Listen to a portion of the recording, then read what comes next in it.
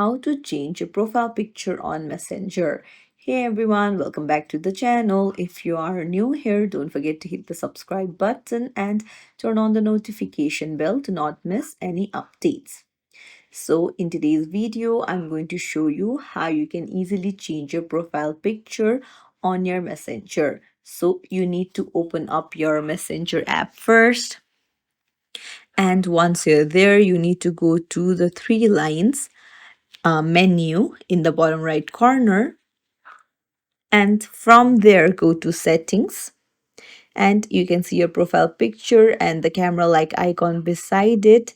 So just go ahead and tap on it. And there you can see you can either take a live photo right now or choose from library. So like this, you can change your profile picture on your Messenger. It's as simple as that. If you found this tutorial helpful, don't forget to like the video and subscribe to our channel for more helpful tips and tricks. Thank you for watching. See you in the next video, everyone.